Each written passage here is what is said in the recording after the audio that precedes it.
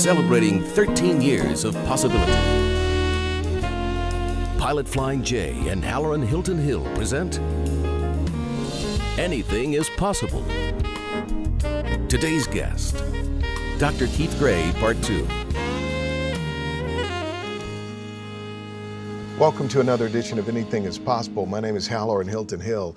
These are great stories about great people whose lives prove that anything is possible, not just for them, but for you as well. And I love the work that I do because I get to learn and grow and experience great stories like yours. This is Dr. Keith Gray. He's a surgical oncologist at the University of Tennessee. This is part 2 of my interview with him.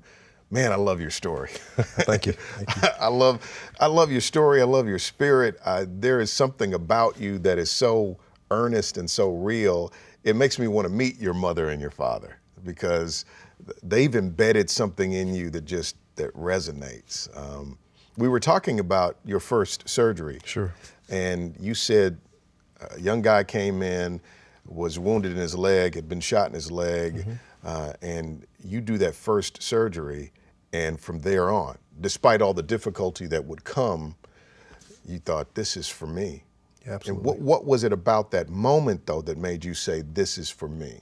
Was it your understanding of human anatomy, your manual dexterity, and the ability to combine the two to make something better for someone else? Was that it, or what was it? It was all of that. It was the team in the operating room coming together to save this man's life. It was the anatomy and the physiology and the dexterity piece of it. It was going out afterwards to tell the family that we were indeed able to save his life and that he could have a productive life after that. It was the follow-up and seeing his progress in the hospital and out of the hospital. It was all of that. It was all of that. I just knew that was for me. You said scrubbing in is a privilege for you because of the way your hands are. You know what I thought about, though?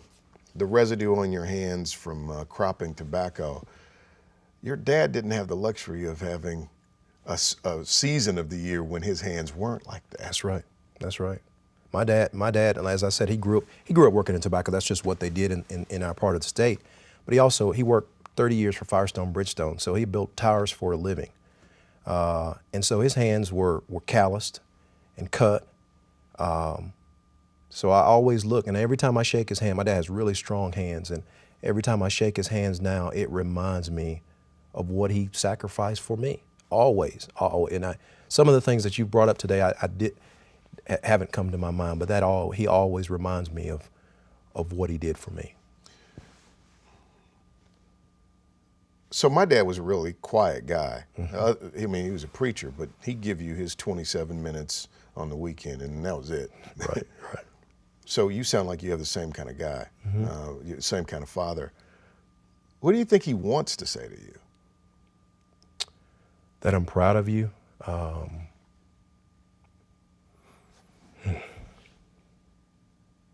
That I knew you could do it.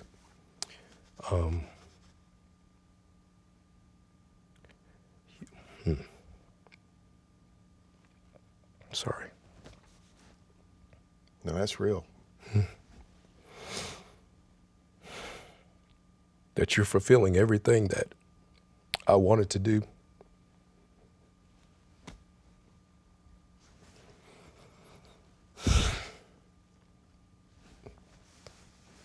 Yeah, that's a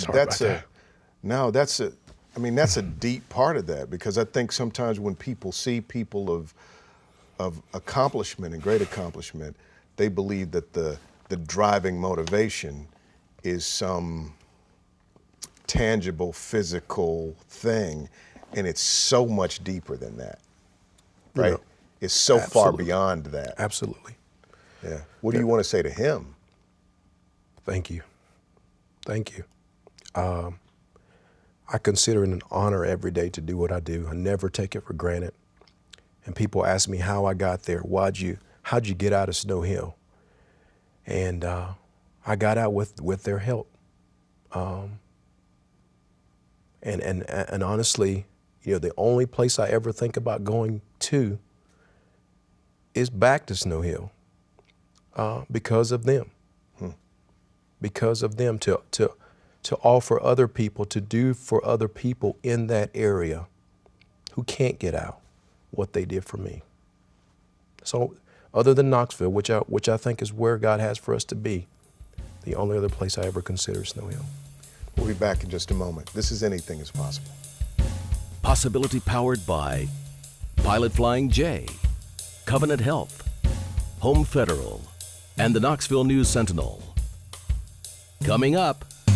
It's challenging always finding a new way to deliver bad news. And I always try to imagine myself in their position and their family's position and how I would want to hear it, and that's the way I deliver it. Welcome back to Anything is Possible. My guest is Dr. Keith Gray, and we were talking about the transition into surgery and that first surgery where you had a guy that had a gunshot wound and you make that first incision. And I asked you, what was it about that? Was it not only the physical dexterity, but the challenge of doing it? What about it kind of sealed surgery as your choice? And we talked, and you know, as I mentioned, it's a little bit of everything. It was the dexterity, it was the anatomy, it was the opportunity, it was everything had come down to this point, all the training, all the late nights. It was the teamwork, it was the interaction with the family, it was the recovery, it was all of that. Talk to me though about the first time you ever had to go tell a family it didn't work. Wow. I don't know that I remember the first time. What I would say to that is, as an oncologist, I do it often. It's always a fresh wound that I never get used to it.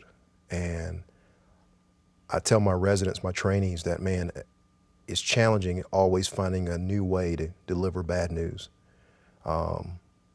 And I always try to imagine myself in their position and their family's position and how I would want to hear it, and that's the way I deliver it. MD Anderson, What was that like? Wow. It was Vanderbilt on steroids, meaning it was a high pressure situation. I felt like I was on stage all the time. I'm training with some of the best trainees, residents in the country. I'm learning from the people that wrote the textbook, literally. I'm reading the textbook at night and I stand across the table from them the next day. Intimidating, but probably one of the greatest opportunities I've ever had to train at the best cancer center in the country, maybe the world. I'm thankful for that training. It's very stressful, but I'm thankful for that training. What was the number one thing you learned at MD Anderson? And was it something technical or was it something else? It was both. The technical expertise, the skills that I learned, I figured that I could take them anywhere for the people that couldn't get to MD Anderson, because MD Anderson can't take care of everyone. What I learned about myself is, what we talked about, before we came on, is learning who I was, and I didn't have to be the same surgical oncologist that I stood across the table from. A lot of researchers, a lot of academics, and that wasn't my career. And I had the opportunity by coming to Knoxville to say no to some of that and yes to some other things. Wow. Now, you have children. Yeah, absolutely. 5 of them. Yes. 4 daughters and 1 son. That's right. Let's name them and give them ages. Kinsey, 13. Leah, 12. Gracie is 9. Lauren, my spicy one, is 7. And Keith Jr. is 5. And talk about your family life, because you've got 5 children, and 4 of them are girls. First of all, I want to mention my wife. It would not be, anything is possible because you have a good wife. And it would not be possible if it was not for her. She's my encourager. She's a psychiatrist by training. She doesn't work outside the home, but she practices every day. She encourages me. She manages the kids. She's a taxi driver. She's a counselor. She's everything to us. And my life is great. How has she made you better? We'll get back to the kids. Oh man, she always sees things in me that I don't see initially. Like? Surgical oncology. I never saw that. Man, I wanted to be an orthopedic surgeon, plastic surgeon. I wanted to be a lot of different things. She said oncology. And again, I wake up every day knowing that I made the right decision. So she saw that in me before I ever saw it. Children, how they would fulfill our lives. Man, she would have had 10 if we could have. And I said 2, she said 6, and we're, obviously we're closer to 6. But they brighten our life. They make you know why you're doing what you're doing every day. If it wasn't for her, we wouldn't be in Knoxville. This job came, and I'll make the story short, this job opportunity came across the fax August of 2006. I took it home, I showed it to her. She read it, and the only thing she said was, "That's your job, call that guy in the morning." And I said, "You don't just call people, you have to send your CV." And she said, "He's a human being, he puts his pants on like you do, call him in the morning." I called John Bell, my boss, rest is history. Just like that. So she adds that to you. Oh man, insight, and she's intelligent and fun, and she's the fun side of me. I'm the serious type A, she's the type B, laid back and, let's go for it kind of person. Now, will you have your kids crop tobacco to teach them work ethic? Or is there some new 2015 version of tobacco cropping? Sure. Because I would imagine that essence of hard work and all of those things. Yeah, I think they need the 2015 tobacco equivalent, whatever that is. My wife doesn't fold their clothes. She doesn't clean up their room. We got rid of our person that takes care of our house. I said, there's no way I'm going to have 4 daughters in my house and someone else cleaning the home.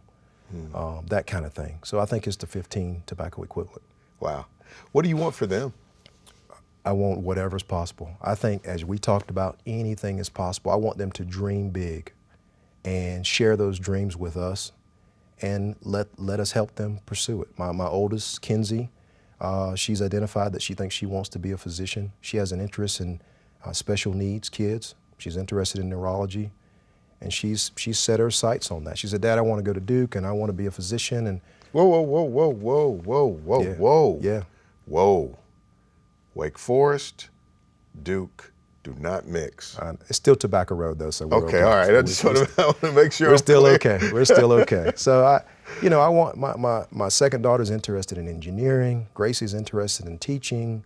The second daughter's a spicy one? No, my fourth daughter's the spicy one. Okay. And we got an engineer interest. We got a teaching interest. We got Lauren, my 7-year-old's got a teaching interest. So I want them to there to be no glass ceiling, no glass walls. Just dream big. What about your son? Oh, wow. Man, I look at him every day and smile. First of all, he's a miracle. We didn't plan to have him. My wife told me that we were having him. That was my Christmas present, 2008. I'm sitting there doing my quiet time, and so is she. And she said, "Can I give you a Christmas gift early?" And with my smart mouth, I said, "How much is it going to cost me this year?" And she opened my Bible, and she showed me, and inside my Bible was the ultrasound picture. And it was the greatest gift I've ever gotten. Period. Wow. So you two guys in that house. Oh man, that's what we call it. We said, "Daddy, this is the boys' corner, and this is the boys' car," and we just have a blast. We have a blast together every day. We wrestle, and it's ninja, and it's great. Wow, it's a fantastic time. So I want to. This final segment, I want to call it Lessons in Possibility. I want to talk about what you've learned. What's remarkable about your story, too, is that your parents are 2 for 2, because your brother is a dentist out in Phoenix, I think you said, which is amazing that he would have that similar journey. Do you guys talk about coming from the tobacco fields and accomplishing so much? Do you guys ever compare notes on this? Never. Really? Never. Never to the point of, my wife, we some things we were talking about the other day, we talked about, have you made it? And, you can stop running because you're there. And so I was going to ask my brother that question this weekend. And he's very successful in his. Very successful. He runs a bunch of regional dentist offices out in Phoenix, and he's doing fantastic. But we talk about the 1982 national championship, UNC, Michael Jordan takes the last shot, 1983, Derek Whittenburg. That's what we talk about. Lessons in possibility when we come back. By the way, you're watching Anything is Possible. My name is Haller in Hilton Hill. This is Dr. Keith Gray. He is a tobacco cropping surgical oncologist, and we're sharing his story of possibility today. We'll be back with more in just a moment. Great. Coming up. I said, man, I don't want to have a legacy of accomplishment on paper, accolades, so on and so forth, and not have any relationships to show for it. And so I've been a lot more focused on that. This week, our Home Federal Community Spotlight is on Friends of the Great Smoky Mountains National Park. Did you know they look out for historic cabins and churches, the black bear population, and over 800 miles of hiking trails? To learn more and see how you can get involved, visit friendsofthesmokies.org. This is Dr. Keith Gray. Man, I've enjoyed these two episodes together. Ben Carson. Oh, man. You like Ben Carson? Love Ben Carson. Love his story even more. You were given that book, Gifted Hands. How did that influence you? Right after, we talked about the story, me telling my parents I want to be a surgeon, that's one of the first books my mom, and maybe the first book she bought me after that. Gifted Hands, I think, 1987. And reading his story, which proves anything is possible, more than any other story I've ever read. And I've followed his career since '87, which is, I guess, 28 years. And had an opportunity to see him over at Crown College last year. And did you get to meet him? I got to tell him that you're one of the reasons that I'm a surgeon today. And great story. Hopefully a presidential candidate in 2016. Let's talk about what you've learned about possibility. What makes possibility possible? I think, first of all, you have to have a dream. No matter what you read, who you read, most of those folks had a vision, had a dream that was unobtainable on their own. And once you figure that out, you are willing to be courageous and engage in experiences and situations that challenge you. You want to surround yourself with great people that have done it, and not because they're going to help you get to the next level, but you try to learn something from great people at every level, just like what I've learned from you during these two segments. Been amazing. Learn from me. Absolutely. My passion, one of my passions in life is to see people do what God called them to do. And there's no doubt in my mind that you're doing what you've been called to do. No doubt about it. Wow. When you lay out for your children, hey, I want you to have these values, these kind of cornerstones to your character, what do you lay out? Man, first is faith. Because when everything else falls apart, you still got your faith. You still got your trust in God. Second is respect. If you can't do anything else, you can respect everyone because they're a human being, for nothing else. Not because of what they do, how much they make, where they live. Respect them because they're a human being. Integrity. People have to be able to trust you're going to do what you said you're going to do, and that what you're saying is true. Work ethic. There's no substitute for that. If you've got a good mind, you can do anything if you're willing to work hard enough. Probably those things. You told me, you said that after you finished your boards, you said 17 years walking up to finishing your boards, and you had the exhilaration of, I did it, and then all of a sudden all the air went out of the balloon. Yeah. What happened? I think I thought it was going to do something or be something that it wasn't. The actual act or the opportunity was going to give me some type of satisfaction. And really it's related to a book by Pete Wilson out of Nashville that talks about empty promises. It could be your boards, or it could be the house or the car or the job or the salary. None of that stuff in itself is never enough if you miss the process. And I think up until that point, I had missed a little bit of the process. I've been running really, really fast, sprinting. And I didn't slow down to see some of the things, some of the sights along the way, some of the friendships along the way I didn't make. And so after that, when I got here, some of my accountability partners, I talked to them about that. I said, man, I don't want to have a legacy of accomplishment on paper, accolades, so on and so forth, and not have any relationships to show for it. And so I've been a lot more focused on that. You know what? I was thinking about this one day because part of my journey has been running from poverty. And I was pre-med. I was pre-med for the wrong reasons, though. And it was partly because I was running from poverty. And I've been through a lot of different things.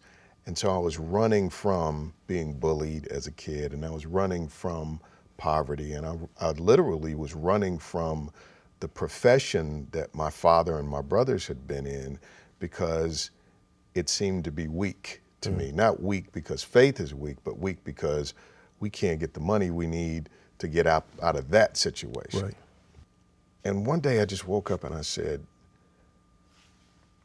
you're not running from that specifically anymore, but what are you running to?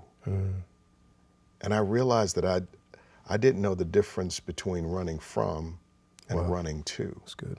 And there's a point in a man's life where he has to stop running from sharks or dragons, real or imagined, and start running to some higher purpose. And I really don't think that we become great so that we can get away from something we're afraid of. Right. I think we become great so that we can leverage that greatness to do something good for something or someone else. Absolutely. And life takes on a whole different meaning.